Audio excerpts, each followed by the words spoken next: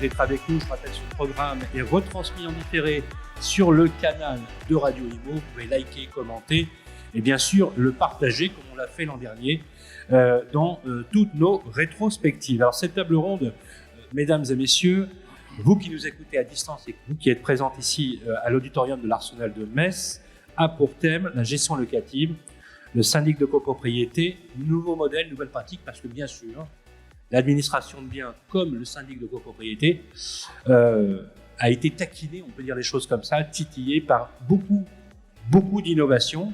On va en parler sans tabou avec des acteurs industriels, des opérateurs au quotidien, mais aussi ceux qui président aux destinées politiques de la profession. En l'occurrence, j'ai le plaisir d'accueillir sur le plateau Jean-Marc Torolion, président de l'AFNAIM. Bonjour Jean-Marc. Bonjour. Voilà, merci de bien parler dans l'axe du micro. Merci aussi d'être avec nous. Le président du groupe GERCOP, Jacques Bigan, est avec nous. Bonjour. Applaudissements pour Jacques Bigan. Bonjour. Est-ce que vous entendez ? Merci d'être avec nous, Jacques. Jean-David Lépineux pour Opinion System. Bonjour. Bonjour Jean-David. Et enfin, j'allais dire une légende, voilà, quelqu'un qu'on apprécie particulièrement, président du groupe éponyme à Toulon, passe-président de Orpi France et du fichier Amépi, Bernard Grèche est avec nous. Bonjour. Je vais commencer par toi Bernard, si tu veux bien. Alors, allons-y. La gestion locative, le syndic de copropriété, c'est vrai que structurellement, quand on parle d'administration de biens ou de syndic de copropriété qu'on oppose souvent avec les modèles de transaction, on va dire les choses comme ça fait un peu moins rêver sur le papier. Mais pourtant, ce sont des propositions, enfin, des métiers, plus exactement, des parcours extrêmement intéressants, très polytechniques au sens de la technicité, avec beaucoup de sujets qui sont passionnants. Et pourtant, ces modèles-là, traditionnels peut-être, syndic de copropriété ou administration de biens, ont quand même été, il faut le dire, attaqués. Alors attaqués par des pure players, attaqués par des plateformes. Certains ont dit, il n'y a plus besoin de syndic. On est allé avec des applications, on va dire qu'on va dématérialiser la totalité du processus de métier. Et pourtant, il y en a toujours autant. Et pourtant, ça résiste. Aujourd'hui, voilà, si on devait faire une photographie, voilà, ces nouveaux modèles, ces nouvelles pratiques, est-ce qu'elles bouleversent les codes, on peut dire, de l'ancien monde peut-être ? Je ne crois pas qu'il y ait un ancien monde et un nouveau monde. La gestion immobilière, il faut quand même séparer la copropriété, qui est un monde très particulier, de la gestion locative. La copropriété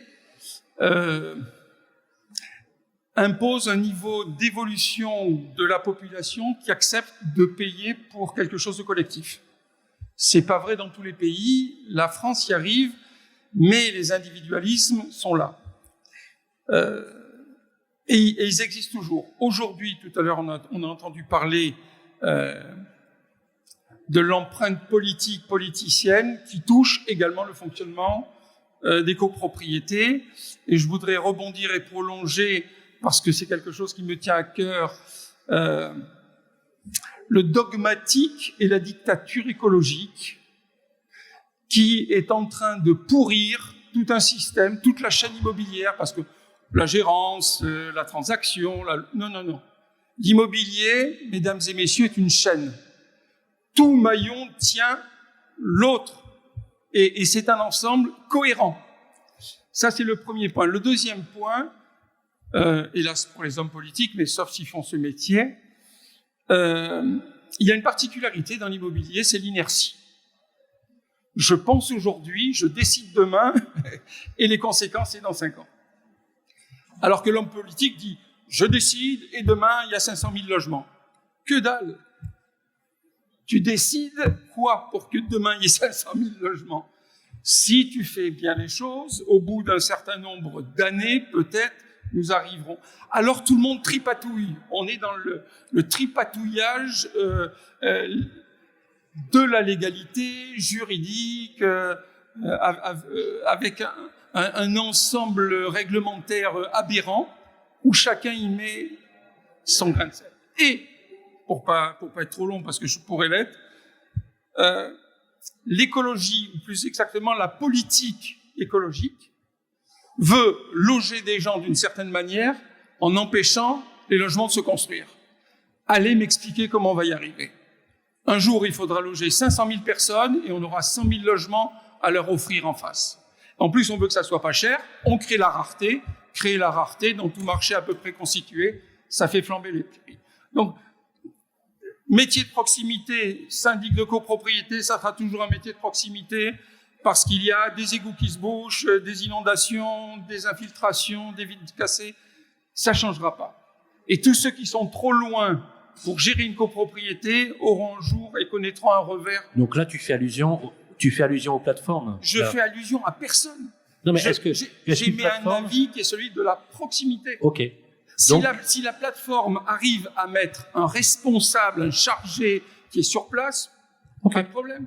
C'est vraiment la rapidité et la justesse de l'intervention qui va faire la différence. Alors, c'est intéressant, je compléterai ce que tu dis, Bernard, avec le fait que, et c'est la raison pour laquelle Jean-David est avec nous, la notion de e-réputation, de réputation ou de bouche à oreille, cette qualité-là qui représente finalement le travail qui a été fourni, devient de plus en plus important. Jean-Marc de Relion, l'activité de syndic devient de plus en plus attractive. Elle n'est pas suffisamment parce que c'est un secteur en tension. On recrute beaucoup dans le syndicat de copropriété, dans le syndic de copropriété, mais aussi en administration de biens. Quand on évoque avec vous les nouveaux modèles, les nouvelles pratiques, ça remet pas en cause le modèle de base. En quoi finalement ça transcende ou ça titille ou ça crée de l'émulation pour l'évolution de ces deux métiers qui sont très complémentaires? Moi, je crois qu'on a vécu un moment extrêmement intéressant qui est issu directement d'une réforme de la copropriété. Je vais parler évidemment de Bellman et de Matera. Et on parlera ensuite de l'administration de biens. Quand on a négocié les ordonnances de la copropriété, nous avons obtenu un certain nombre d'avancées, notamment la concurrence sur le syndic a été, sécurisée, mais nous avons obtenu quelque chose de très important, c'est qu'à côté du contrat de syndic, nous puissions avoir une offre de service qui ne soit pas forcément liée à ce contrat, même s'il fallait l'avoir. Ça, je l'ai négocié avec Thomas Fatoum, le directeur adjoint d'Édouard Philippe, qui a trouvé ça très macronien. Et je pense qu'on n'a pas fini de mesurer les conséquences de cette avancée dans, et j'y reviendrai, la capacité d'innovation que, immanquablement, nous devrons avoir en qualité de syndic. Et puis, il y a autre chose qui est apparue, c'est que sur les petites copropriétés, nous avons obtenu un régime identique entre syndic bénévole et syndic professionnel. En revanche, sur le syndicat coopératif, l'unanimité n'était plus requise. De cette conséquence législative est née une plateforme de proposition de services aux syndics bénévoles. Et ce qui est très intéressant, parce que je reviens au cœur de cette table ronde, c'est la façon dont procèdent dorénavant toutes ces startups. Elles procèdent toujours de la même façon. C'est une campagne de communication massive qui orchestre le dénigrement de ceux qui sont en place pour créer artificiellement un buzz médiatique qui justifie une crédibilité leur permettant de lever des fonds. C'est ça. Et vous avez Emmanuel Vargon qui se précipite pour aller voir Matera parce que ça fait bien. Et je lui ai dit qu'elle avait fait une connerie monumentale.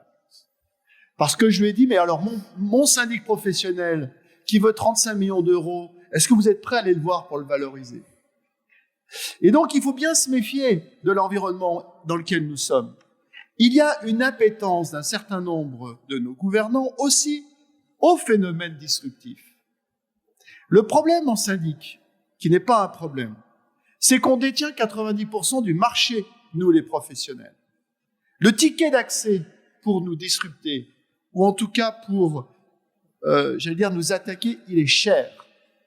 Et Matera, aujourd'hui, a échoué. Je n'en tire aucune gloire, parce qu'il faut bien comprendre que nous avons, nous les professionnels, à ce moment-là, un enjeu.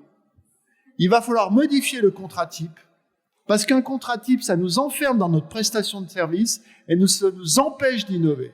Ce contrat type doit être un contrat socle qui doit être allégé pour les petites copropriétés, nous permettant, nous aussi, de faire du Matera. Et c'est ça qu'il faut bien voir. C'est que ces phénomènes-là, il faut les analyser et se dire comment, finalement, l'offre de service qui est développée, je peux moi aussi la développer en qualité de syndic professionnel et ne pas, notamment, me retirer du marché de la petite copropriété. Bellman, exactement la même chose quand même quand ils ont essayé de faire leur campagne de communication avec ce copropriétaire sadomaso qui descendait les escaliers et soi-disant nos fournisseurs. Et c'était une insulte pour eux qui étaient incapables d'intervenir dans les délais. Ça procédait de la même logique. Sauf qu'il y avait quand même quelque chose d'intéressant dans Bellman qui m'a interpellé, et je le dis ici. C'est la façon dont ils présentaient leurs collaborateurs. Et à un moment où ce métier, et je m'adresse aux jeunes qui sont là, est un métier qui détient en lui-même la plus grande responsabilité sociale et environnementale d'avenir, eh bien, il nous appartient, nous aussi, peut-être, chefs d'entreprise à ce moment-là, de modifier notre approche pour présenter ce métier, j'allais dire, d'une façon très actuelle. Et j'ai trouvé que Bellman, de ce point de vue-là, valorisait ses collaborateurs. Je serais totalement différent, je serais un petit peu plus pessimiste sur l'administration de biens, où nous n'étions que 35% du marché. Et je fais attention à l'État, qui est peut-être notre premier concurrent demain avec sa garantie universelle des loyers. Et je dis aux professionnels, il va falloir qu'on soit inventif et il va falloir qu'on soit beaucoup plus productif en termes d'innovation de services. C'est pour ça que je me tourne aussi vers notre partenaire qui est à gauche. Et je le dis sans embâche. Nous avons souffert d'un sous-investissement informatique pour faire gagner de la productivité à nos cabinets. Et en administration de biens, je le dis, nous avons un terrible enjeu. Nous avons un enjeu de modernisation de nos outils, nous avons un enjeu de gain de productivité, non pas pour gagner plus d'argent au bout, mais simplement pour réorienter nos services vers de l'innovation et vers de l'humain qui soit en contact de nos clients. Et donc, sur l'administration de biens en particulier, je pense qu'il va falloir qu'on fasse évidemment énormément d'efforts et des efforts d'innovation. Mais encore une fois, et en tout cas le rôle d'un syndicat professionnel, c'est celui-ci, c'est pour ça qu'on a assigné aussi Matera, c'est que c'est trop facile de dénigrer ce qui existe depuis 1965 et qui, à l'époque où il y avait 800 000 lots en copropriété, ont installé la copropriété en France, l'ont confortée et en ont fait, quoi qu'on en dise, une réussite. C'est trop facile de nous ringarniser publiquement et de nous dénigrer. J'ai envie de dire à tous ces gens-là, prouve ta valeur ajoutée et après tu viens causer avec moi. Merci Jean-Marc Torolion. Merci pour cette analyse précise et pertinente qui décrypte un peu et qui donne une photographie du marché. Jacques Vigan, vous êtes un des plus gros éditeurs de logiciels français, spécialiste de l'immobilier depuis longtemps.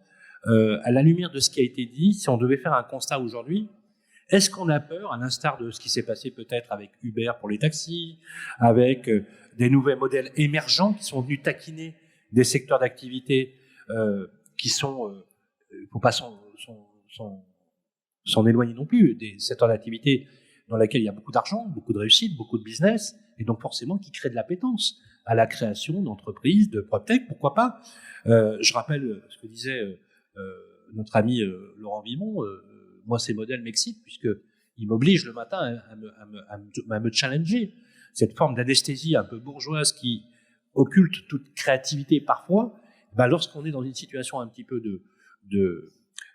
j'allais dire de challenge là-dessus, avec des nouveaux, même des jeunes parfois, qui créent des modèles où ils n'ont pas forcément de compétences à la base. Est-ce qu'on a raison ou pas d'en avoir peur, Jacques ? Bien, moi, je me présente en tant que professionnel, en effet, de toute la partie outils informatiques et outils digitaux pour les professionnels de l'immobilier. Et ça fait bien longtemps que pour faire simple, on a choisi notre camp. Nous, on a choisi le camp des professionnels. Donc, nous ne développons pas des plateformes qui sont en concurrence avec les services. Et ça parce que depuis que je suis dans le domaine, je suis persuadé que l'immobilier en sens large, je rejoins M. Grèche quand il dit c'est une chaîne, il n'y a pas le syndic, il n'y a pas la gestion, non, c'est une chaîne complète. Comme toute chaîne, sa résistance c'est le maillon le plus faible, et donc pour les professionnels de l'immobilier, il faut veiller à ce que les maillons, que ça soit de la transaction, de la copropriété ou de la gestion locative, soient assez résistants. Et nous avons fait pas le pari, nous sommes inscrits dans une démarche où on ne sert pas des plateformes pour distribuer les métiers, on sert des professionnels. Et nous devons nous devons les accompagner pour que les outils, leur système d'information et leur système de communication et leur système de gestion, de comptabilité leur permettent d'être au niveau des plateformes qui sont censées les concurrencer, mais surtout leur permettent de gagner en productivité pour, en effet, comme l'a dit le président Torolion, non pas pour gagner plus d'argent, mais pour occuper le terrain, pour occuper le marché, pour, améliorer leurs services. Et c'est ce que nous faisons. Je suis persuadé que le marché de l'immobilier et les professionnels de l'immobilier seront toujours là dans 10 ans, parce que l'immobilier, à un moment, que ça soit de la gestion locative, du syndic ou de la transaction, même si les outils sont parfaits, même si la digitalisation de la démarche est absolument parfaite, fluide, rapide, formidable, à un moment, il y a une relation qui est une relation humaine, parce qu'en effet, il faut aller intervenir, il faut estimer, et on ne peut pas tout estimer comme ça, de façon virtuelle. L'estimation virtuelle, c'est une première tendance, mais après, pour faire une bonne estimation, il faut connaître son quartier, il faut connaître le professionnel, il faut savoir que l'appartement du 4e étage n'est pas du tout orienté de la même façon que celui au 3e. Et ça nécessite beaucoup de proximité. C'est pour ça que je suis convaincu que les professionnels de l'immobilier seront toujours là, et c'est pour ça que nous orientons toujours à leur service. Merci Jacques. Alors c'est intéressant parce que il y a un dénominateur commun dans tout ce qui a été dit depuis ce matin sur cette vision à la fois maslonienne finalement de l'immobilier, le marqueur social que représente le logement, l'indicateur social que représente le logement par rapport à la géographie, et il y a des discriminations qui sont géographiques. On sait que le logement doit être rapproché de l'emploi. Et puis, il faut des modalités pour l'exercer. Gérer les communs, c'est faire du syndic de copropriété. Et administrer pour le compte de tiers des biens investis, c'est de l'administration de biens. Ça exige effectivement des compétences particulières et donc une notoriété qui doit s'apprécier, se quantifier. J'allais même dire que jusqu'à il y a quelques années, on appréciait la réputation professionnelle par le bouche à oreille. Maintenant, il existe des outils qui permettent de la mesurer précisément. C'est l'objectif que vous vous êtes fixé, Jean-David, avec la création d'opinion de système. C'est très pertinent, Jean-David, sur la mesure de satisfaction des transactionnaires. En est-il de même pour les syndics de copropriété et les administrateurs de biens, et en quoi ce facteur de réputation concourt-il à augmenter leur productivité, mais aussi le développement de leur business, pour être très clair? Alors, je vais essayer de répondre clairement à la question parce qu'il y a pas mal de choses, mais je voudrais d'abord reprendre quelques propos. Depuis ce matin, j'écoute toutes les conférences, j'ai retenu des points de François Gagnon, j'ai retenu des points d'Hervé Bléry, qui est un grand sage de l'immobilier. J'ai écouté Philippe Briand tout à l'heure et j'écoute tous les professionnels. Il y a tout d'abord un dénominateur commun que l'on a trouvé parce que Opinion System, on a un observatoire sur le syndic de copropriété avec notre partenaire IFOP. La première chose à voir, je suis issu de chez L'Oréal au départ, je viens de chez Kerastase. Et on m'apprenait une chose, c'est qu'en communication, on est en train de déployer des croyances. C'est exactement ce que Jean-Marc est en train de nous expliquer avec la venue de Matera. Partout, on développe des croyances. Ce sont des communications qui sont extrêmement fortes, qui vont faire croire à une profession qu'elle n'a pas d'avenir. Mais de l'autre côté, regardons les usages. Vous voyez, si par exemple j'écoutais il y a 4 ans en arrière la transaction immobilière, Google My Business allait devenir finalement le choix numéro 1 pour choisir un agent immobilier en transaction. On l'écoute encore, on nous expliquait que Google My Business allait mettre des petites annonces dedans, tout le monde était foutu.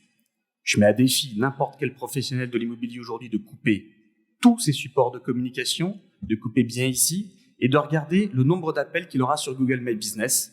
On est à peu près à l'abri. D'accord? Donc on est à peu près à l'abri parce que ça ne sonnera pas. Parce que finalement, l'usage et le comportement des personnes ne fonctionnent pas comme ça. Alors pour reprendre le principe de Matera, de ce qu'on a parlé tout à l'heure, il y a énormément de communication pour développer des croyances. Donc on part sur quelque chose, sur un point négatif, et on essaie d'en faire finalement quelque chose de positif et de dire voilà ce que nous on va apporter.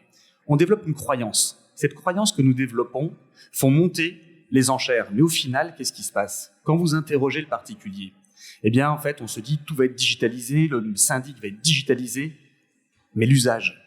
Ceux qui utilisent un syndic de copropriété, ils pensent quoi? Sur notre observatoire, 1017 copropriétaires sont interrogés.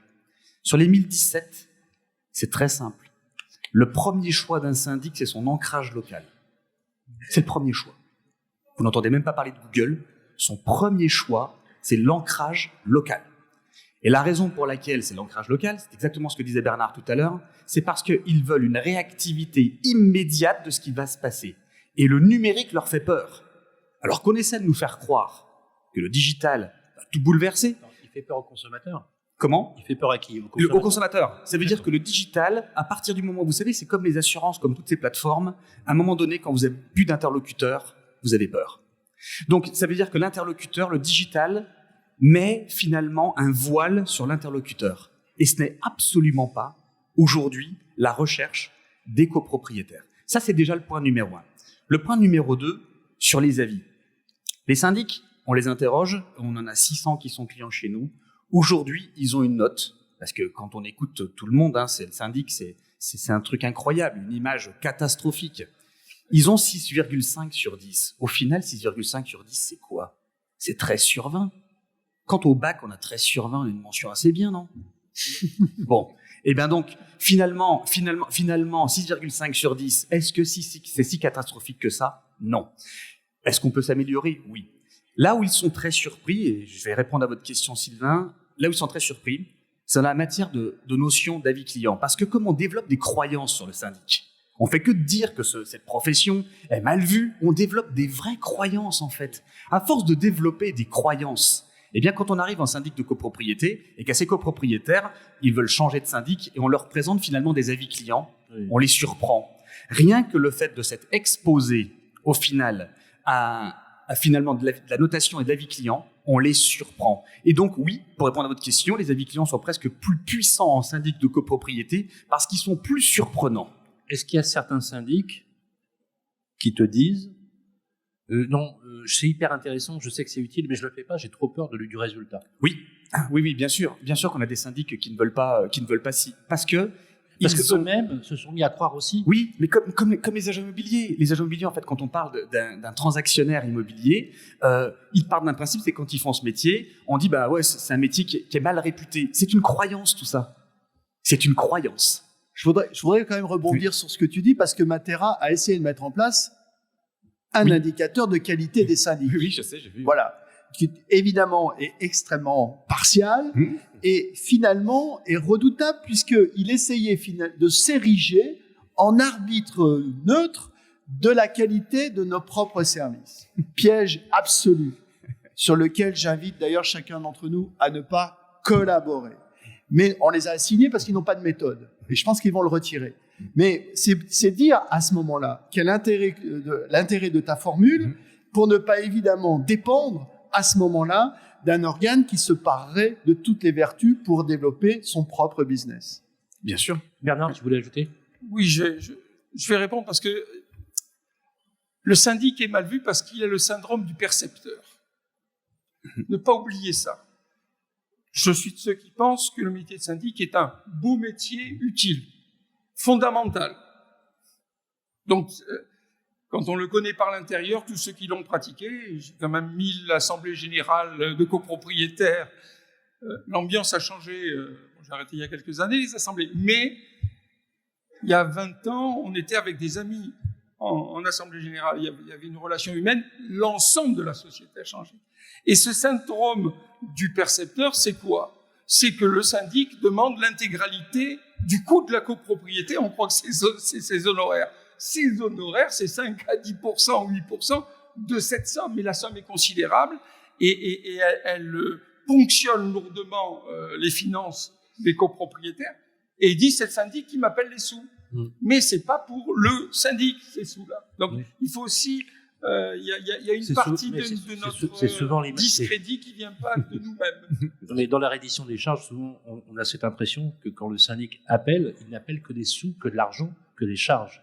Et en fait, dans l'esprit du public, mais effectivement, tu parlais de croyances. On a fait des sondages. À Radio Imo, on avait, avec nos confrères de Capital, fait une étude sur les utilisateurs. Et en fait, les 3 premiers éléments, le premier élément qui vient, c'est le syndic n'est là que pour finalement encaisser. C'est ça. Donc, il est finalement pas présent. Là où tu disais tout à l'heure que cette présence en proximité est fondamentale, c'est le deuxième point qui était reproché. C'était pas suffisamment de proximité et finalement peut-être trop d'outils digitaux au détriment de pas assez de proximité physique.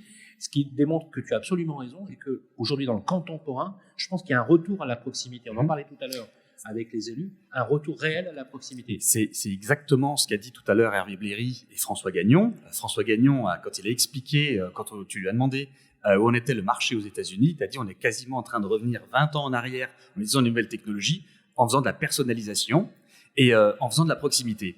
Hervé a parlé des basiques fondamentaux en disant que si on gardait les basiques fondamentaux et il fallait effectivement retourner et un retour sur le terrain systématique pour aller reprendre des mandats même si les transactions baissent, mais on est complètement dedans. On est dans le lien de la relation client. On est dedans. Ça veut dire que le digital a mis un voile et la relation client, c'est ce qui va faire la différence avec les gens de demain. Et on l'a oublié. Combien de personnes se font avoir aujourd'hui pour ne plus prospecter parce qu'il paraît qu'on peut prospecter par de la pige SMS? Combien de personnes, finalement, arrêtent les basiques fondamentaux par ce digital? Énormément.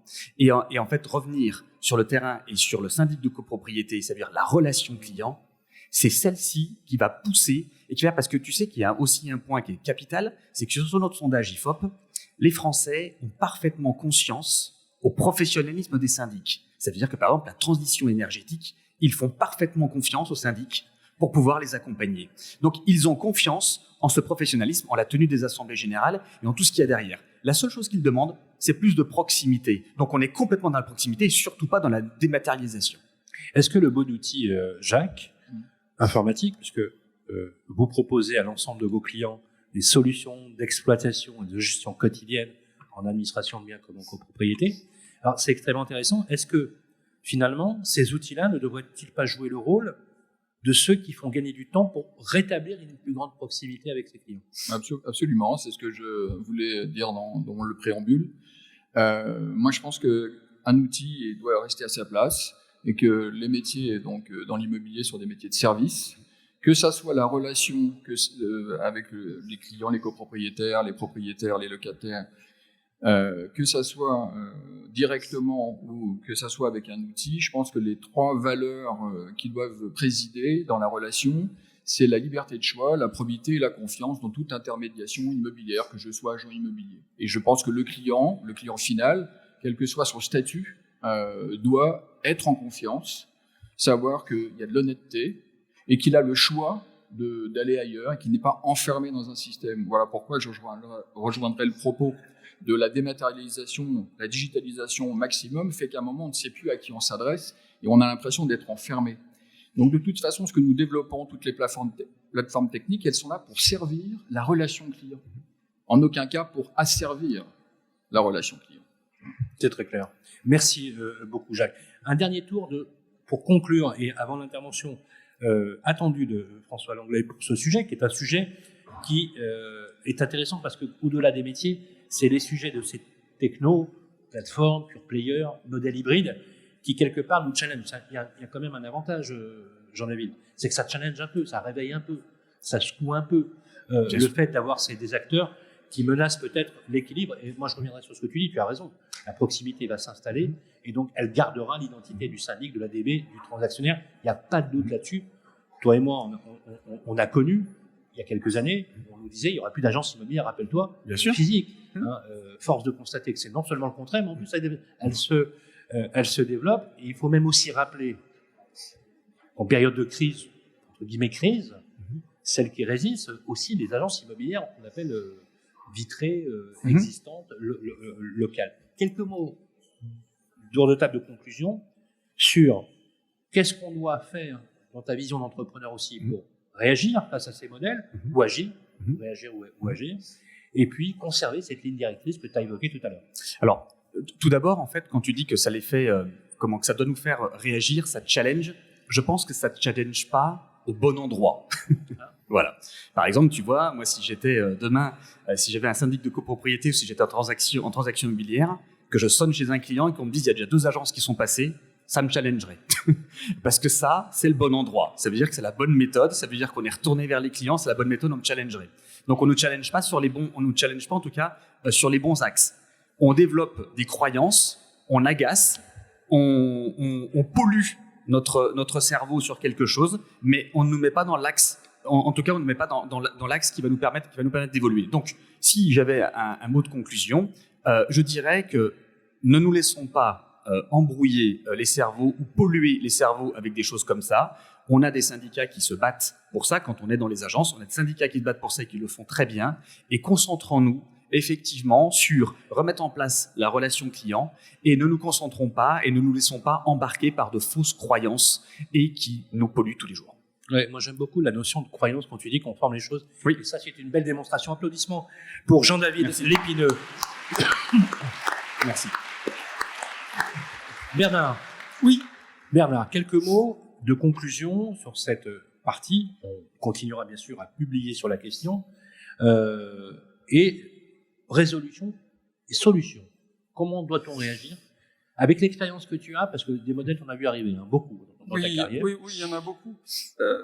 D'abord, je trouve qu'on ne prend pas assez en considération, je ne sais pas comment connecter tout ça à la chaîne d'information, mais quand on est gérant ou quand on est syndic, on est directement connecté à la réalité sociale.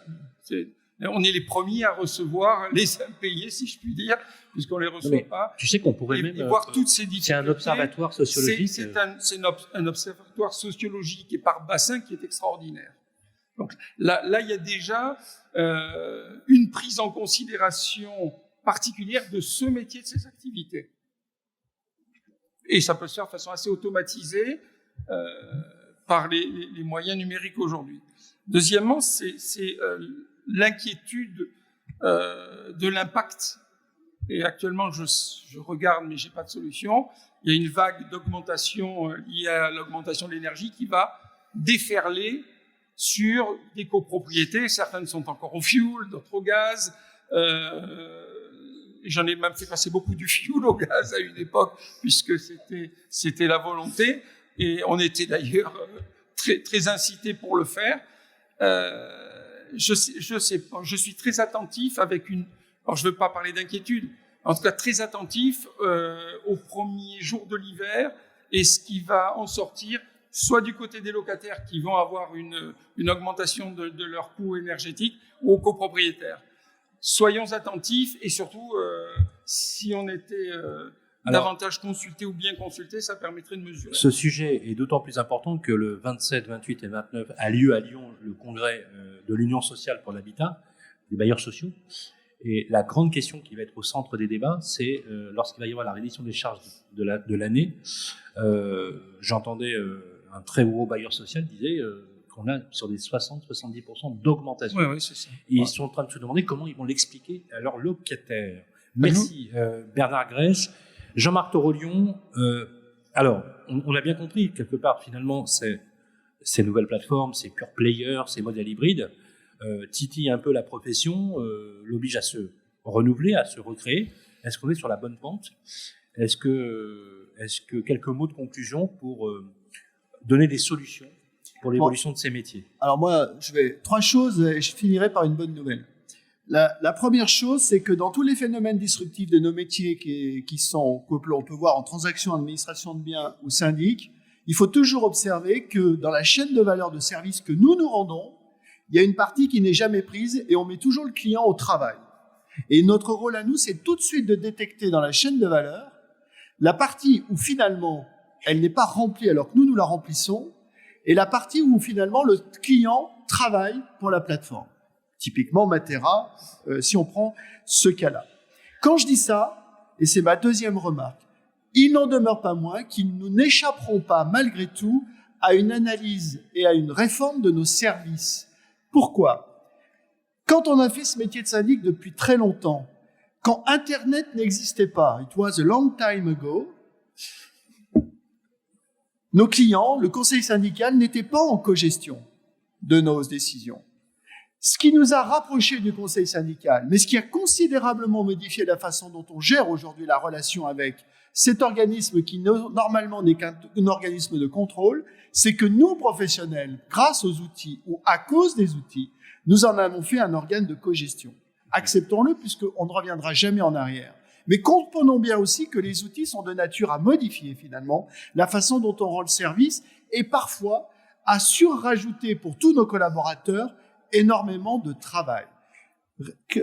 Les ordonnances sur la copropriété ont prévu la vidéo assemblée générale, le vote par correspondance, la procuration, le présentiel. Nous avons nos extranets qui sont maintenant obligatoires. Nous dématérialisons beaucoup de choses. Nous avons encore à affiner notre réflexion et notre offre de services et notre mise en cohérence. Les processus de décision en copropriété sont trop lourds. Nos collaborateurs, à mon sens, sont trop surchargés de ce point de vue-là. Il faudra à terme dissocier le statutaire des décisions de fond et articuler nos outils pour permettre une meilleure prise de décision. Et je veux finir par une bonne nouvelle. Olivier Klein aime les syndics professionnels, il me l'a dit. Et il n'aime pas Matera, et il me l'a dit. Eh ben voilà. Finissons sur cette bonne nouvelle, mais n'oublions pas que sur l'administration de biens, on a un président de la République qui veut ressortir ce que Cécile Duflot voulait faire, la garantie universelle des loyers. Donc restons vigilants et peut-être anticipons ça, mais restons sur cette bonne nouvelle. Les syndics, je crois que le monde politique est en train de comprendre le pivot qu'ils seront dans la réussite de la rénovation énergétique de ce pays. Merci Jean-Marc Toroli. Jacques Bégan, vous avez le mot de la conclusion. Effectivement, face à ce nouveau modèle, je voudrais juste compléter. Si Olivier Klein vous l'a dit, on va essayer de le recevoir bientôt. J'aimerais bien qu'il le dise publiquement dans les médias, comme ça ce sera clair pour tout le monde. On a un ministre du Logement qui aime les syndics.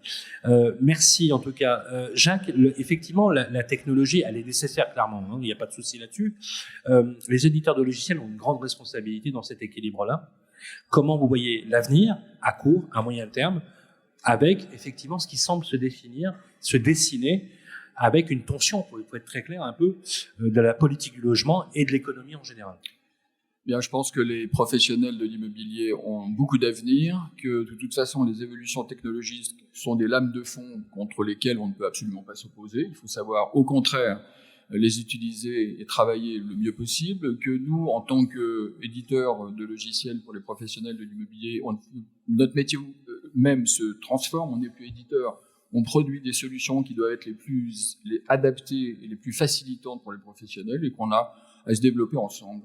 Et que nous devons apporter les outils qui permettent aux professionnels d'apporter le bien meilleur service que la digitalisation totale et abstraite. Merci beaucoup. Applaudissements pour Jacques Bégan, président du groupe Jacques Top.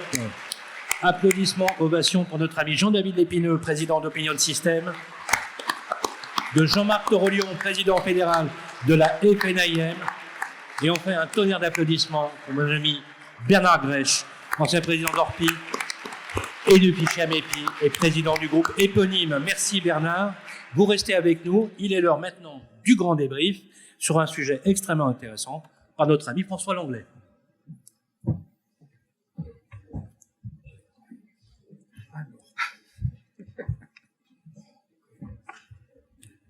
Alors François, le sujet de l'ubérisation ne cessera encore une fois celui-là de faire couler beaucoup d'encre, et comme tu le sais, il y a beaucoup de secteurs concernés, et on te pose systématiquement la même question. Est-ce que d'un point de vue structurant, ces modèles qui arrivent finalement ne réinjectent pas un peu de créativité, ne bousculent pas les codes, qui obligent finalement, je parlais d'anesthésie, parce que parfois quand ça va bien, on est moins créatif, tu vois.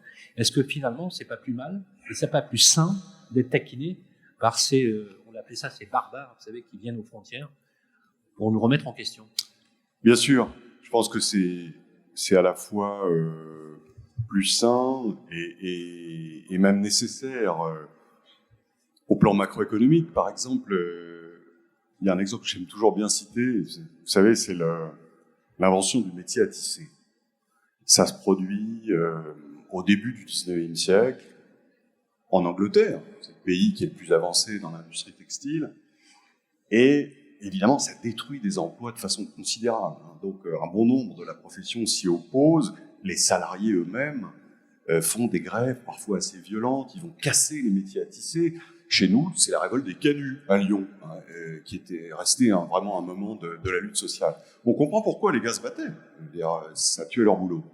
Pour autant, les nouveaux métiers, j'ai visité ça, à Calais, il y a encore des prototypes de ces métiers à tisser. En fait, ils sont utilisés par 2 personnes seulement. 2 personnes seulement, des machines de 1830. Les types programmaient avec des cartes perforées de façon à dessiner le jacquard de façon très précise. très qualifiés, avec des salaires bien meilleurs. Mais là où il y avait 100 types, il n'y en avait plus que 2. On se dit catastrophe. Puis on élargit la focale. L'invention du métier à tisser, elle fait baisser les prix des vêtements de façon extraordinaire. Ça diffuse l'industrie textile. Chacun d'entre nous, si nous avions vécu à l'époque, au lieu d'acheter un vêtement tous les 5 ans, on achète 5 fois par an. Donc, augmentation des commerces. Les emplois détruits dans la filature sont remplacés par des emplois dans le commerce 10 fois plus importants. Donc, ceux qui sont restés sont bien mieux payés et l'opération crée des emplois à côté. Ça crée des emplois dans le commerce, petits d'abord, ensuite plus grands. C'est les grands magasins. Et puis, comme les magasins sont en concurrence les uns avec les autres, ils font de la publicité. Comme le consommateur achète toujours plus qu'il ne peut, on invente le crédit à la consommation. Je veux dire que la destruction des métiers de tisserand, finalement, contribue à créer la société de consommation moderne, avec ses travers sans aucun doute, mais aussi avec son potentiel de croissance considérable. On oublie toujours ça. Vous savez, il y a un économiste français qui s'appelle Frédéric Bastiat qui dit « Dans tout phénomène économique, il y a ce qui se voit et ce qui ne se voit pas, et ce qui ne se voit pas est souvent beaucoup plus important. Ce qui se voit, c'est la destruction des emplois tisserands. Il faut bien sûr les accompagner, les aider, les indemniser, c'est sûr, mais ce qui ne se voit pas, c'est l'extraordinaire croissance de la productivité. Donc ça vaut pour tous les secteurs. Et en vous écoutant, d'ailleurs, ça me rappelait, j'ai dirigé des rédactions de presse écrite, et la dernière en date, qui était celle d'un quotidien, c'était La Tribune, à l'époque où La Tribune était en papier, et j'avais pas mal de journalistes assez âgés, et donc c'était il y a une bonne quinzaine d'années. Bon nombre de journalistes disaient « Internet, c'est une mode, ça va pas durer. Et on va revenir au papier. » C'est pas sûr, en fait, au vu des habitudes qu'on a prises. Le papier restera sur un segment haut de gamme, mais sur le fond, le métier fondamental de journaliste n'a pas tellement changé. C'est le support. Et vous êtes confrontés, évidemment, à ces questions. Qu'est-ce qu'on peut tirer de l'expérience des autres qui ont été confrontés à ça, comme vous l'êtes, comme nous le sommes. Aujourd'hui, on l'est dans la télévision, évidemment. C'est drôle, je vois arriver exactement les mêmes problèmes avec 15 ans d'écart, avec la montée de la concurrence des écrans, et puis la concurrence pour le temps de cerveau disponible. C'est la même chose. Au fond, l'innovation, et ça affleurait dans beaucoup de choses que vous avez dites, ça peut être un retour aux sources. On l'oublie. Il y a un exemple célèbre, c'est Fiat qui était en pleine déconfiture, et qui finalement est sauvé par la nouvelle Fiat 500. Il en vend 70 000 exemplaires en 15 jours, alors que la boîte était vraiment effondrée. Et finalement, c'est en allant chercher au plus profond de son histoire, en lui trouvant une version modernisée, bien sûr, par les technologies, et certains d'entre vous ont dit, il ne s'agit pas de balayer les technologies, mais au contraire, il faut les incorporer. Mais ça a amené finalement Fiat a redécouvert qu'il était un vendeur de mobilité, c'est banal, mais il était aussi, et probablement surtout, un instrument d'accession sociale pour la classe moyenne. Et en réinventant sa Fiat 500, il s'adressait à la catégorie des classes moyennes populaires, qui n'avaient pas les moyens d'acheter une voiture dans les années 50 et qui, avec la 500, a vu son espace considérablement s'étendre. Oui. Ce que je veux dire, c'est que finalement, l'innovation, ça peut être d'aller chercher au plus profond de ce qu'on est soi-même et de lui trouver une enveloppe, j'allais dire, moderne. Finalement, grâce à la concurrence, on découvre des faces de soi-même qui étaient insoupçonnées. L'autre exemple, on l'évoquait rapidement tout à l'heure, mais je le trouve c'est intéressant. Pendant l'épidémie, on peut plus voyager, etc. Jusqu'à l'épidémie, le monde du transport avait une concurrence relativement identifiée, la SNCF, le train, la voiture, éventuellement Blablacar, qui n'a pas fait grand mal à personne, côté SNCF ou Marvel, qui était quand même dans le jeu. Et puis, brutalement, arrive Zoom. Mais Zoom est un concurrent de la SNCF.